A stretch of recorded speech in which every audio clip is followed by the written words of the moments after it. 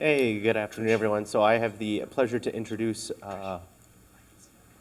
Paul Tsounis, the Senior Manager, Community Relationships and Monitoring, Alberta Energy, New Energy Policies. Paul is currently responsible for leading the Department of Energy's community relationships engagement activities. In the 13 years that Paul has been a part of the Department of Energy, he has also led the department's economics team that is responsible for monitoring global and North American energy market conditions and trends. He has also served as the Chief of Staff to the Deputy Minister of Energy. Prior to his current position in Alberta Energy, Paul was also the Chief Economist with the City of Edmonton for 5 years, Senior Economist with Alberta Treasury Board and Finance for 3 years, and an Economist with the Oil Sands Business Unit of Alberta Energy for 1 year. Paul holds a master's degree in economics and finance from the University of Alberta and an undergraduate degree in economics from the University of Calgary. As you can see, Paul is online, so if you have any questions for him, please flag Trish down and she will bring the microphone over to you to ask the question. Please welcome Paul and give him your full attention for the meeting. Thanks.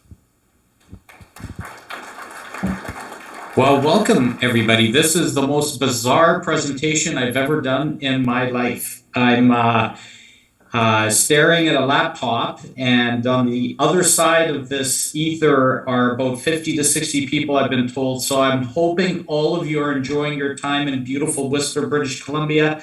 I wish I were there. Oh, God only knows I wish I were there. Although I gotta say, I checked the weather, and I think you folks are at 12 degrees and cloudy, but we're close to 25 and sunny here in beautiful Alberta. So at least there's something that puts a smile on my face today. I want to thank you again for having me come back. It seems like it's been a bit of a while. I want to thank Trish for working so hard at getting me on board. My deepest apologies for not being able to come, but it is the reality of what is here in Alberta and our current government with as we're like everyone else coming down on our COVID restrictions. I guess we're just trying to feel our way and do things slowly on our end of things, but hopefully I'll be able to join in person in the future.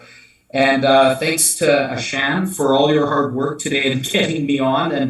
And again, thank you so much for having me. So today's presentation, for those that have seen my presentations in the past, it's going to be almost the same format, a little less on the data side of things, and a little bit more in terms of kind of some of the initiatives that we're undertaking here in the Department of Energy here in the Government of Alberta. But what I'm hoping is to have some good discussions on the economics, on the energy side during our Q&A session. But without further ado, I'm going to try and go through these slides as quickly as possible to allow more time for our discussion at the end.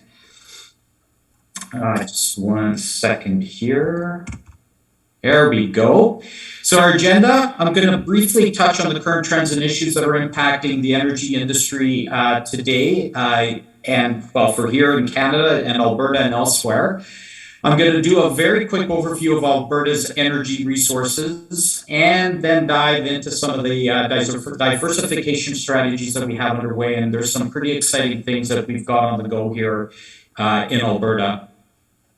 So, recent developments. I thought and hummed and hawed about this, and I could probably spend all day, I think all of us can, talking about all of the issues and all the events that are transpiring politically, economically all over the world right now. There doesn't seem to be a shortage of issues, and it seems like the news and all these news elements are coming in by the second. It's really remarkable. If you're an energy economist or in the industry, it is definitely a fascinating time right now.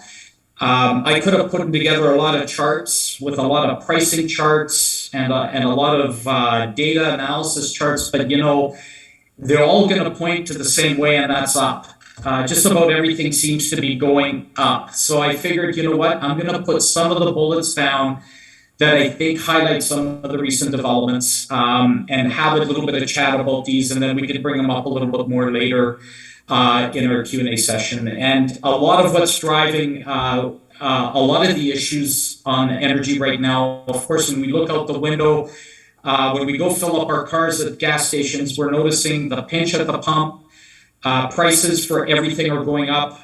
There's a lot of inflation, a lot of energy inflation out there as well. And we could all point to what's happening in Europe in terms of some of the shorter term issues that one of the key drivers that are driving all of this in the last few months. Basically, Europe, because of what's happening, because of Russia's attack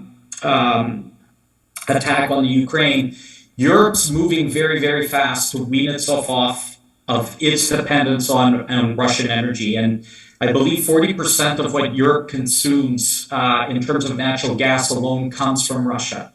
So there's a big push, not just from Europe, but from a lot of countries around the world to get Europe off of that dependency on Russian energy. We're seeing a lot of sanctions. We're seeing a lot of recourse from a lot of countries around the world. What that's doing, of course, it's really taking supply off the global market as Russian crude is coming off. Russian natural gas is being impacted into the region. So that's really been pushing prices upward. And if any of you have seen the prices for natural gas, even here in North America, they're skirting at around $8 a gigajoule, which we haven't seen in many, many years. Real increase. And then internationally, they're 3 times, 4 times that high. And at one point, a few months ago, they were 10 times that much, or 5 to 10 times that much. So really remarkable increase on the supply side, push on energy prices. We're also at the same time seeing demand drivers that are really ratcheting up the prices for just about everything. COVID lockdowns are coming down. China's starting to let go of some of their restrictions. They've had some really tight ones in place. That's going to bring out even more demand for energy and more demand for people as they start their driving seasons and start to take more holidays now as these restrictions are starting to come down. So that's really creating a big pull on transportation fuel supplies. We're seeing crude inventory and transportation fuel inventories in key storage hubs down quite significantly in major areas around the world. The third key issue that's driving a lot of this inflation is the severe underinvestment of a lot of the energy companies. That the investment that they didn't do in the last 2 years on the upstream side, and can't blame them. We were under COVID, we're under tight restrictions. No one could have ever guessed that we would rebound in terms of demand as quickly as we have had so far in 2022. With the COVID restrictions, a lot of people decided to return their profits to shareholders, and under the weight of ESG and lending restrictions because of climate change issues, a lot of the major superpowers decided to ratchet their spending back on the upstream side. And we're seeing that in the United States. We're seeing it in Texas. President Biden was pleading to the producers just a couple months ago to turn up their production. They're like, no, well, we're not going to do that. There's just far too much risk for us on the climate side of things. As there will be punitive financial damages done to companies if they do too much on that side. So that's really that lack of supply that we've seen because of underinvestment in the last couple of years is really hitting on the supply side of things. Again, another factor that's pushing up energy prices everywhere around the world.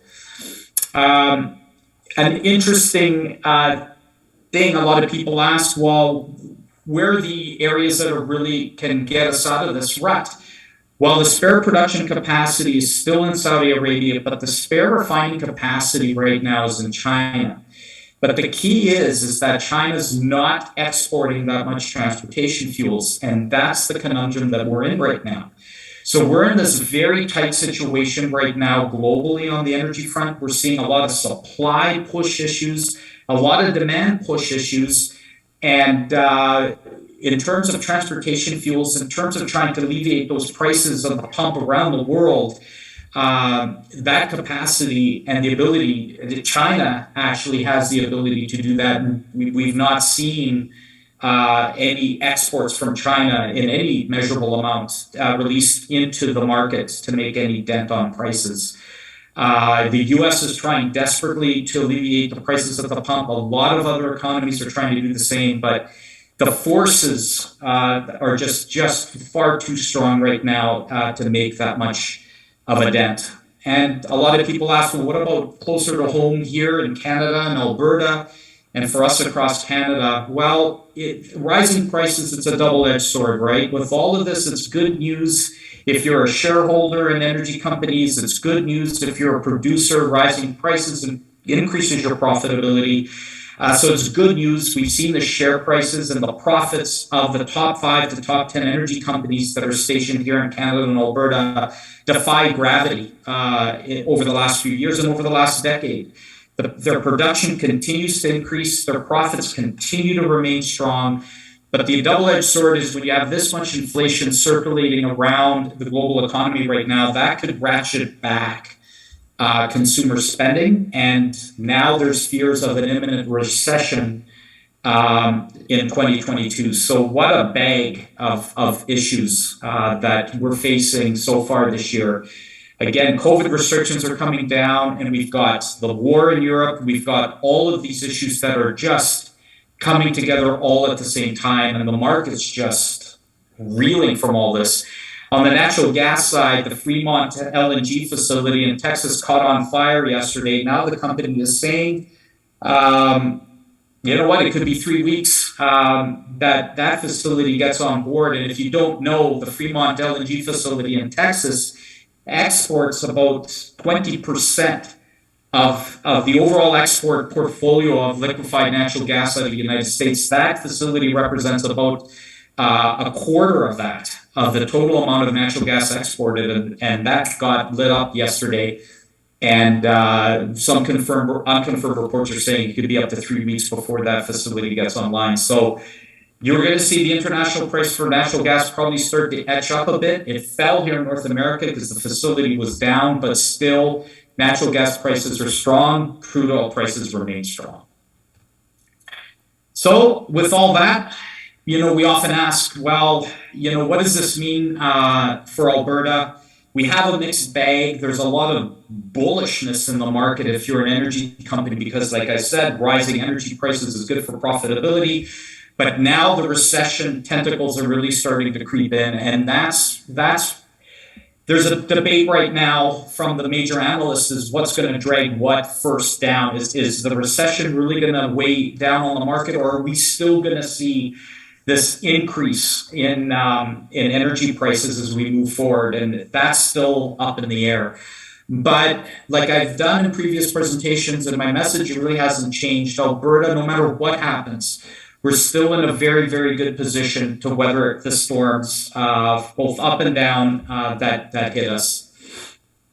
A bit of a snapshot, as I always do, just to take a glimpse of our barometer of health, if you will, of Alberta's oil and gas resources. And I know I speak about Alberta, but of course, with us being a big chunk of production, you could say mixed in with British Columbia natural gas production, that this is pretty much the bulk of Canada as well. And we seem to be doing very well on our key statistics here in Alberta.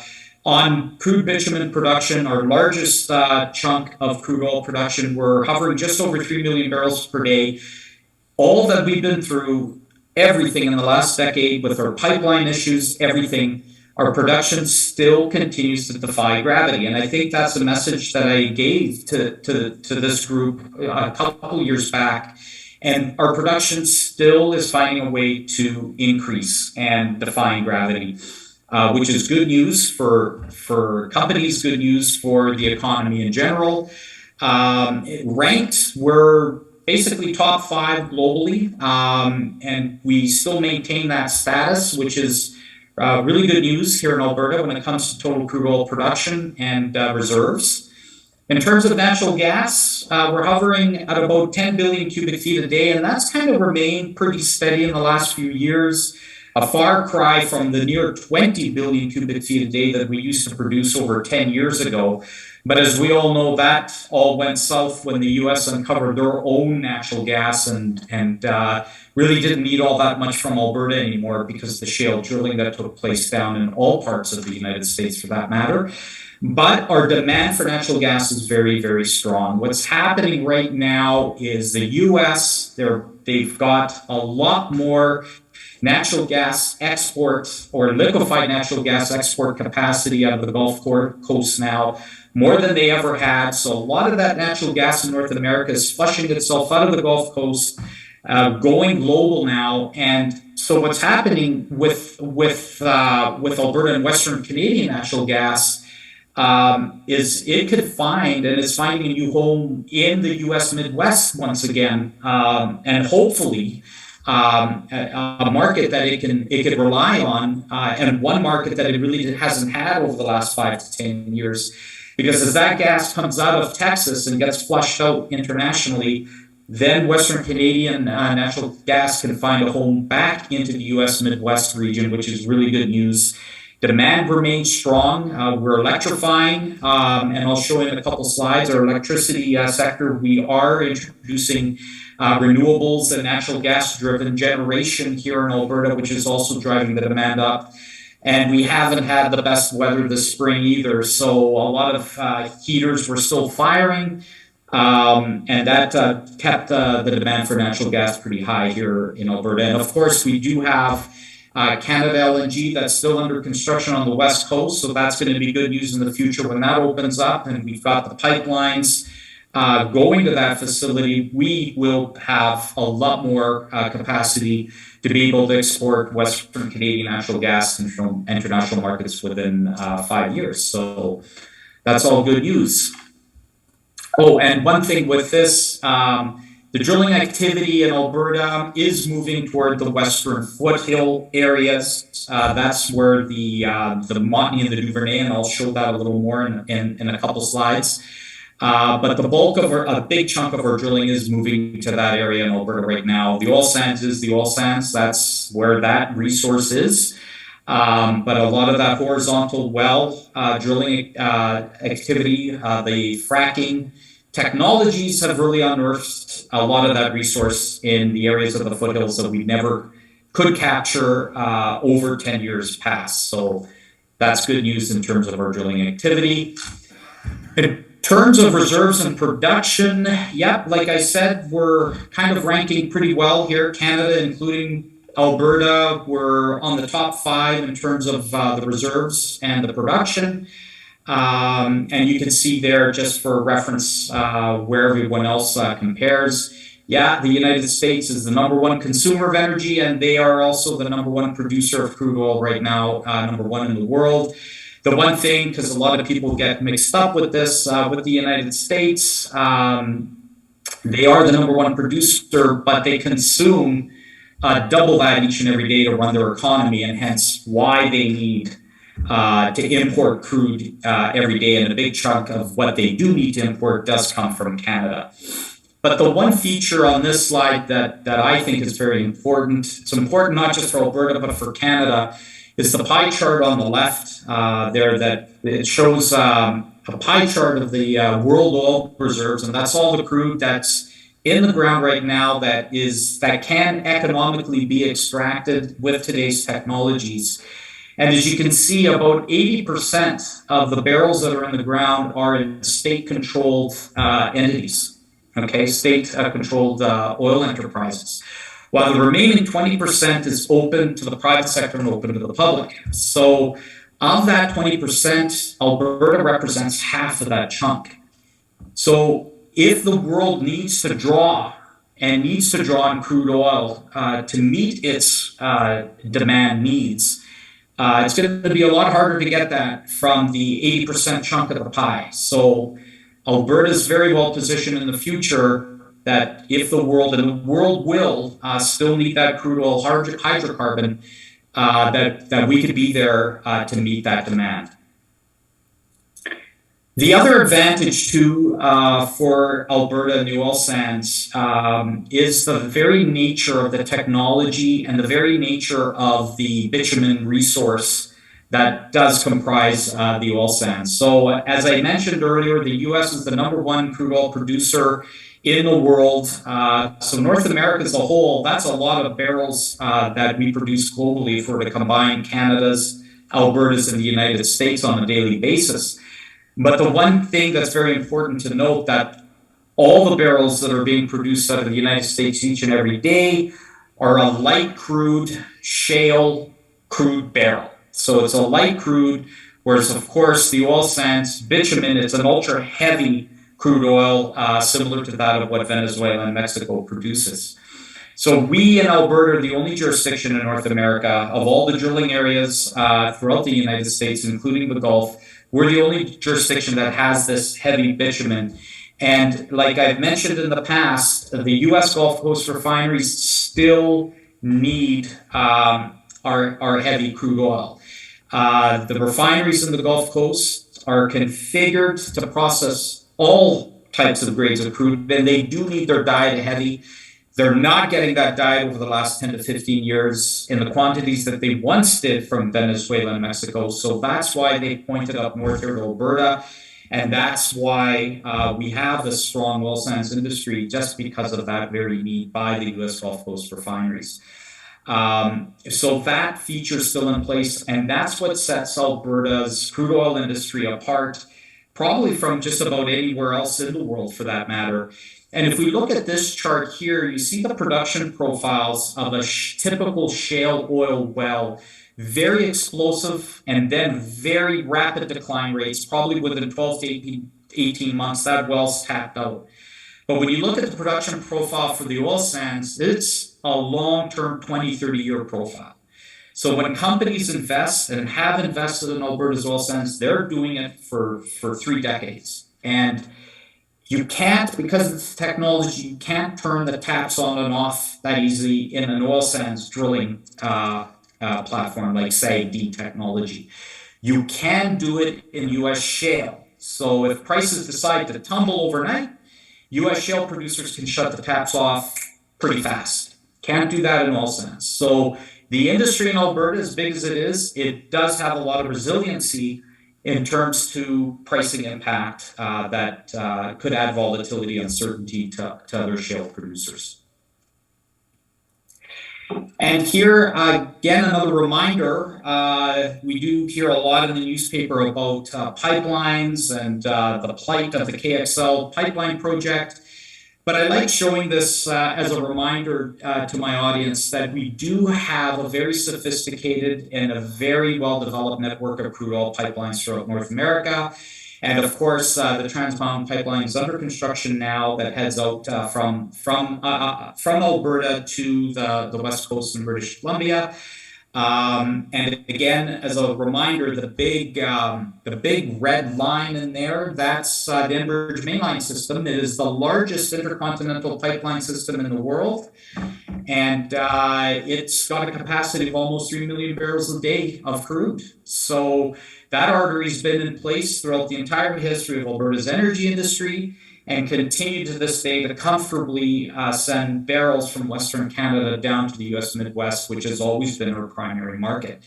But we also have other existing pipelines, as you can see in the table. At the bottom right, we have the Enbridge mainline, the Express, the existing Trans Mountain, and of course Keystone, which is not to be confused with Keystone XL. This Keystone is an existing line, and it has been for many years. So we do have outlets, and we do have that capacity to send our crude down to the Gulf. Do we need more pipes? Yes. In the future, we've seen that growth continues to defy gravity. If we want to continue to grow the industry, and if the Gulf Coast refineries do need more of our product, then those pipes will probably be required in the future. And we're not just about the oil sands. As I mentioned earlier, a lot of the drilling has moved into the areas of the Montney and the Duvernay. So we have the luxury of producing a lot of natural gas liquids, such as condensates, propanes, butanes, each that fetch their own individual price in the open market. And condensate's a big one here for us. We need it to dilute the oil sand so it flows in a pipe. So the oil sands is the number one client for the condensate that we drill and produce here in Alberta. And they need so much of it that we have to import it each and every year because we can't satisfy our own demand for the condensate that's required by the oil sands. So we are very much rich in a lot of resources. We have a lot of natural gas, which I'll get to in a second, and a lot of natural gas liquids here in Alberta, all representing really good potential on our petrochemical side of the business, which I'll talk to in a few minutes. And a snapshot on our gas resources, in terms of global gas producers, we're not doing so bad. We're still top 10.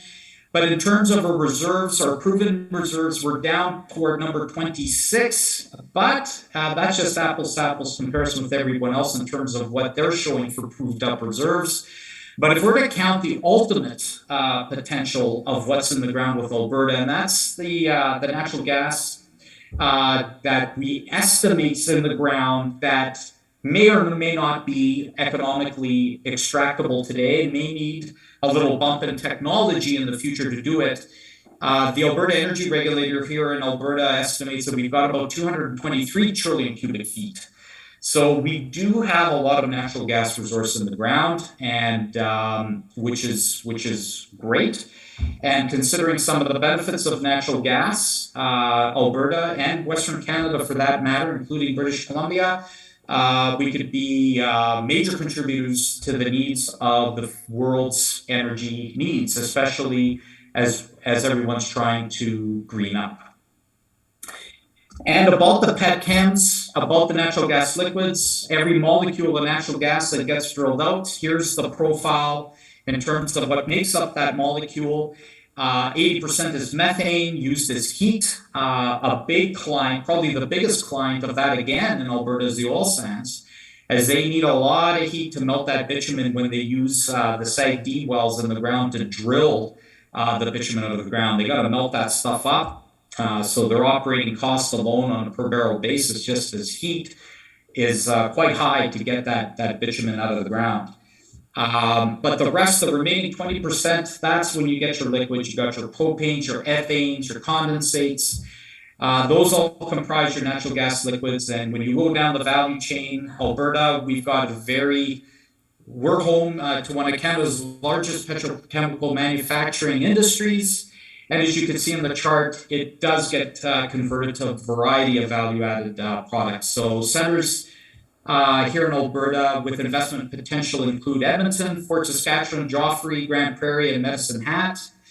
And so we do have a very good, strong, and thriving petrochemical industry here in Alberta.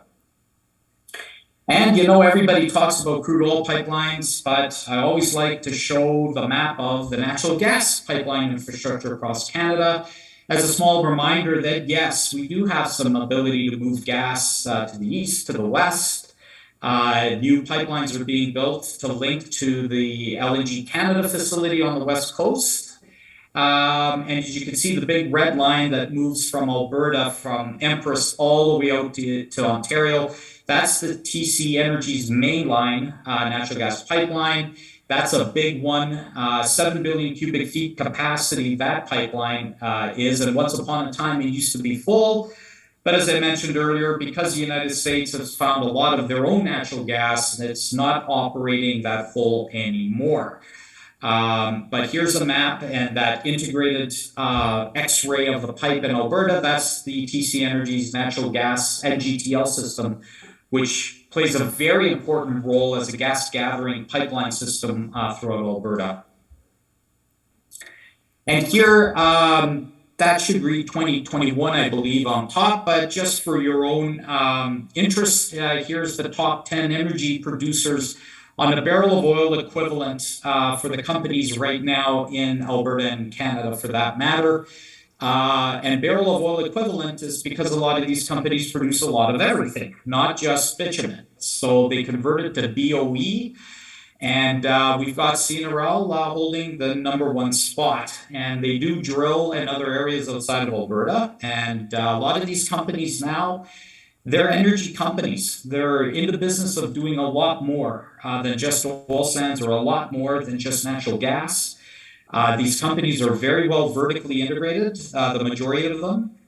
They have business interests right down the value chain, from petrochemicals to gas stations. And so they're very well vertically integrated. They have deep pockets. They're doing very well in the bank.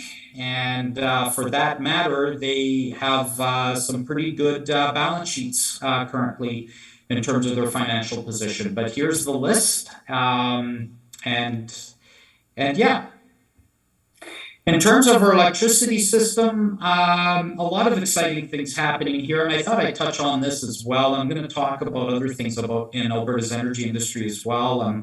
Right now in Alberta, we've got about almost 17,000 megawatts of installed capacity.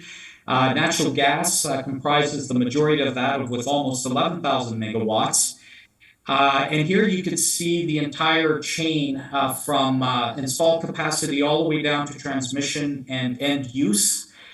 Here in Alberta, we allow the generation of the electricity to be decided competitively in the open market, while all the stuff in the middle is regulated. And in terms of growth, a lot of exciting things happening in Alberta. We have about 4,000 megawatts under construction, and you can see the breakdown in the pie chart there, a mix of nat gas, solar, and wind. And we also have a lot of megawatts that have received regulatory approval, and a lot that have applied for regulatory approval and have been announced. And this is all broken down here in the pie charts. So we are diversifying our electricity grid. We are introducing more natural gas, more renewables. We are weaning and have weaned ourselves off of coal.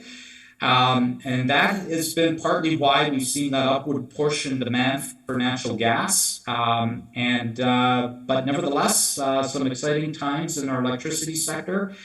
But it'll be very interesting, as a lot of analysts are now watching North America-wide what's going to happen this summer to the electricity grid. There are some reports from some analysts that the U.S. is going to be under some constraints, especially in the West. So that could prove to be some interesting times as well for electricity markets. And of course, the prices for electricity, because of the market issues that we're facing right now globally and regionally, have also gone up. So it's not just the prices at the pump, it's just about every form of energy we're seeing price inflation.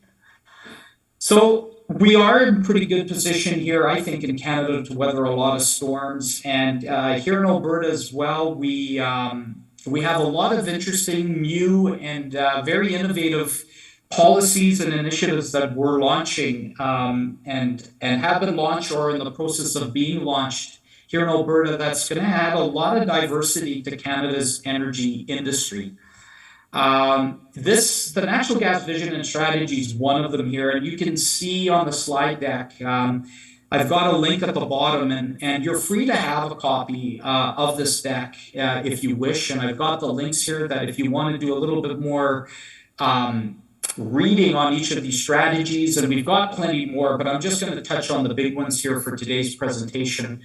The natural gas strategy has kind of been in place for a couple years now, and as we know, and as I mentioned a couple times in this presentation, our natural gas industries here in Alberta was kind of clobbered a little bit 10 years ago when the U.S. decided, hey, you know what, we found a lot of our own natural gas. We just don't need as large quantities of your natural gas as we once did. So the government of Alberta has taken a lot of steps to try and reinvigorate our industry, if you will, and try and find new value-added forms of product and economic activity from our natural gas resource. So we're trying to resolve system barriers to attract more investments. We're doing our best to promote the development of new liquefied natural gas. We're doing a lot in hydrogen, and we're enabling improved value chain integration alignment for research and development. And one of our cornerstones to natural gas vision and strategy is the Alberta Petrochemicals Incentive Program. It's the pillar of our natural gas vision and strategy. And under the program, companies will receive grant funding covering 12% of eligible capital costs once a facility is up and running, which will employ a lot of Albertans. And because of this program, we've seen a sizable amount of interest from companies interested in building or expanding their petrochemical presence in Alberta. And we've already approved one project under the APIP program, that's Inter Pipeline's propane to polypropylene facility, which is the first of its kind in Canada. And as part of the natural gas vision and strategy, we also have hydrogen. So Alberta's hydrogen roadmap charts our path to becoming a leader in global clean hydrogen economy, while ensuring Alberta and Canada, for that matter, remains an international supplier of responsible energy products. So Alberta is already the largest hydrogen producer in Canada, and we have the resources and expertise needed to become a major global supplier. And this is just some of the, and we are undertaking a lot of programs and initiatives to unlock the potential of hydrogen here in Alberta. And you could read more of it. We do have the hydrogen roadmap pamphlet and document, which you can access through the Government of Alberta's website with the link provided below. And of course, we always talk about crude and natural gas, but Alberta does have a vast untapped geological potential with our minerals. And many of the minerals which are used worldwide to manufacture batteries, cell phones, energy storage cells, and other products as well. So lithium, of course, is a big one. And so we are undertaking and launching a mineral strategy here in Alberta, and it's very exciting. We're looking forward to it. And here's a map of our mineral potential in the ground, and this is from the Alberta Geological Society. Great website, and I have some links at the final slide of this as well that will take you to this. Wonderful website, great x-ray of all the potential in terms of the minerals that we have in the ground here in Alberta. So we're really excited to diversify our energy portfolio, still keeping an importance to crude and natural gas, of course. It is our cornerstone, but looking down 10, 20 years, I believe that we've taken a lot of steps and are going to take a lot of steps to diversify. And all of these strategies and plenty more, including our carbon capture and storage initiatives, our site rehab program, which we've had in place for almost 2 years now. All of this is embedded in this document called Alberta, a Leader in Responsible Energy Development, which includes all of our key initiatives, and you can take the time to read up on them, and it also includes our geothermal initiatives and again our carbon capture and storage, which is, as you probably are aware, one of the hot ticket items right now on the mindset of a lot of people in the oil and gas industry here in Alberta, across Canada, and around the world for that matter. In terms of key links, just about everything that you've seen today, you can get right at the very top, the link there on alberta.ca, Natural Resource Development, through the link. I strongly encourage everyone as well that if you want some of the best information on Alberta's energy industry, to go to the Alberta Energy Regulator's statistical report. They just released their 2022 updated report just last week, I believe, and their charts, graphics, their information covers just about everything in the energy field, and it's a wonderful read. Also, the Alberta Geological Survey, which I showed you the map, they've got some wonderful information and other links as well to the regulators and to the Canadian Association of Petroleum Producers as well. So these links are very good reading material, gives very good in-depth understanding of our resources and very good insights as well. So that concludes my presentation, and I'm more than happy to take some questions. Does anyone have a question for Paul? Come over and use the microphone.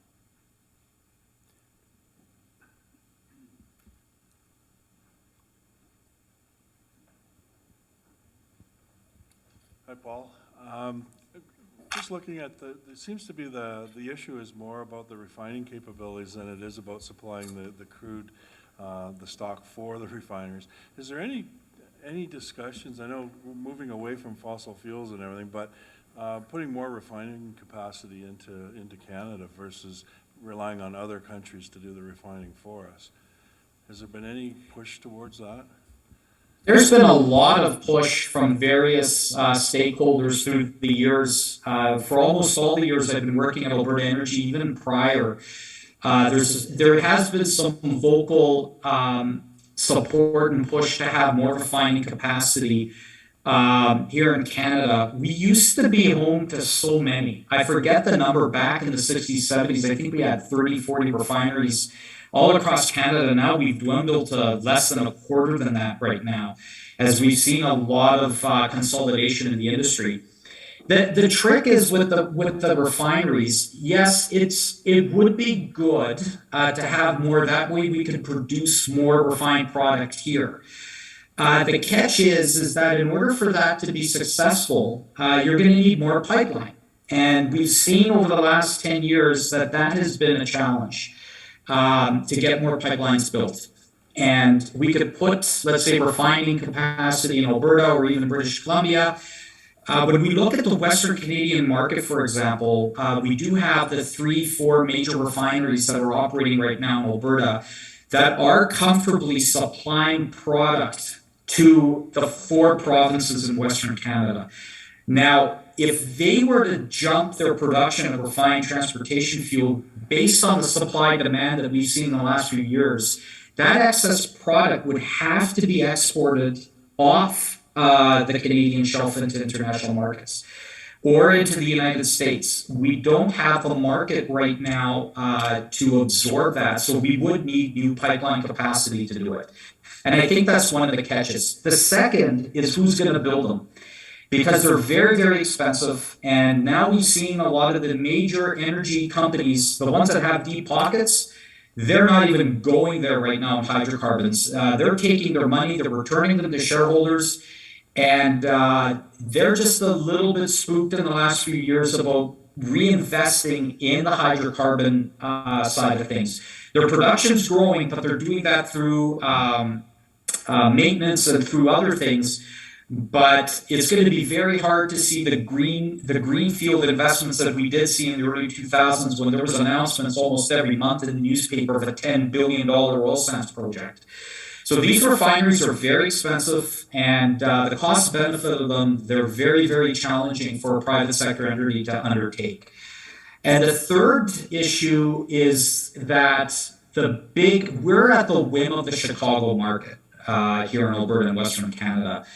And a lot of people ask, we've got Fort McMurray, we've got the fourth largest reserves in the world just a few hours north of us here in Edmonton. Why are we paying these high prices at the pump? Why don't we build more refineries to get more product and reduce the prices here?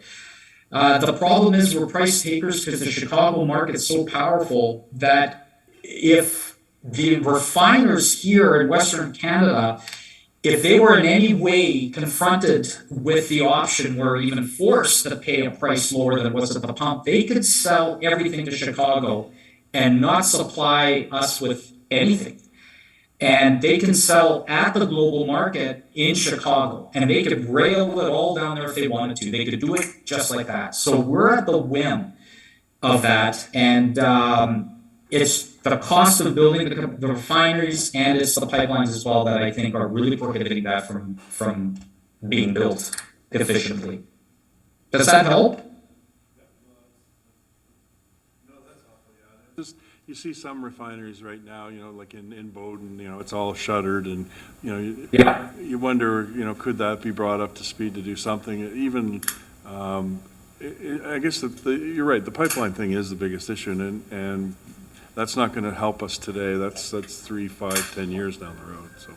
Yeah, and you know what? You need your outlets, right? You could have an independent refinery going up, but you got to sell that diesel and that gasoline somewhere. And you've got the big players here in Suncor, like the Petro-Canada, they own Petro-Canada. You got Imperial, right? Husky got taken over. You've got Shell. Those are the big players, and And you got to compete. You got to find the way to sell that product and compete in what you could say is almost a very concentrated and powerful segment of the operators that are operating here. And that's another big challenge as well.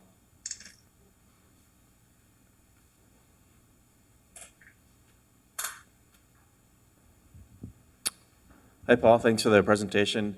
I have a question regarding a lot of the projects that have been announced but are not currently funded. So there's been a bunch of announcements on hydrogen, on biofuels next to refineries, and on carbon capture.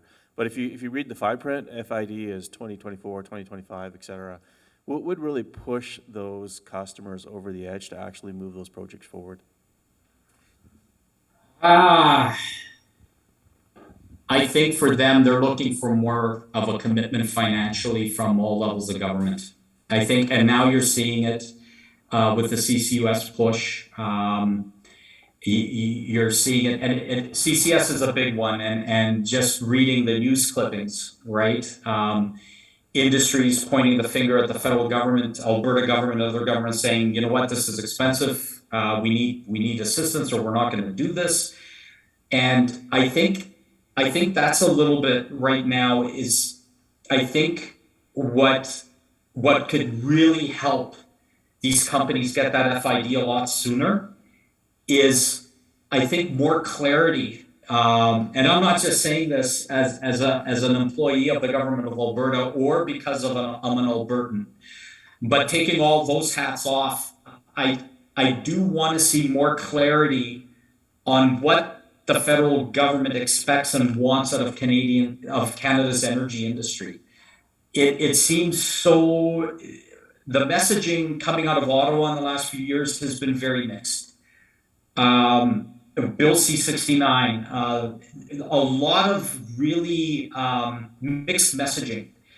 And with their climate plan now, that's also creating a lot of mixed messaging, is a lot of the energy companies and a lot of board of directors out there on these other companies that are trying to make these decisions are trying to understand what is Canada's cohesive energy strategy. And no one is saying that it shouldn't be greener, or I think everyone knows that in order to succeed, in order to get the financing that's required, you got to show a low carbon footprint moving forward. You got to do your best for that. Everybody gets it. But I think if we had a stronger unified message and something more cohesive, I think that comes out of Ottawa, I think we probably get that FID pushed up a lot sooner. Any other questions?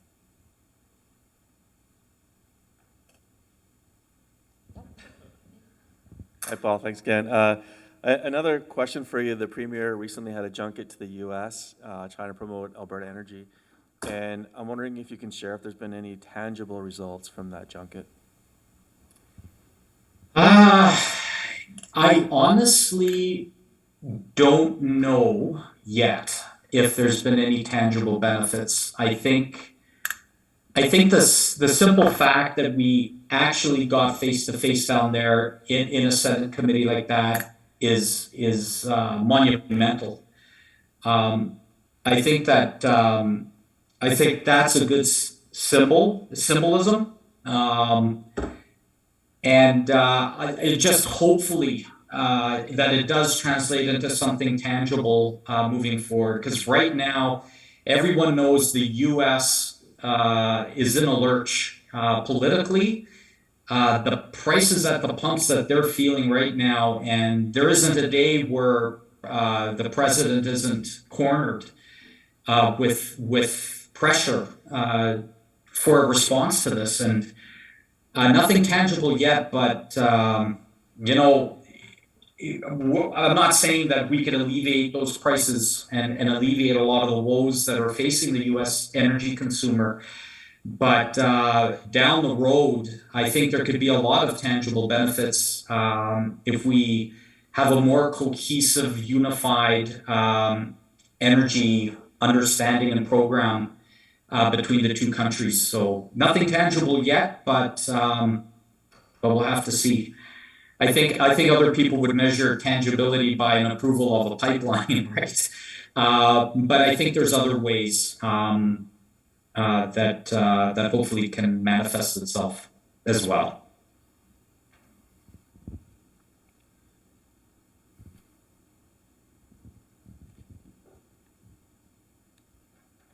All right, well, Paul, thank you very much for presenting. We're very sorry that you couldn't join us and have some fun with us here in Whistler, hopefully sometime in the next little while, but thank you once again for another wonderful presentation. Thank you so very much. It was a pleasure. I wish I could see all your faces, but hopefully one day soon I'll be with you in person. So thank you so much for having me.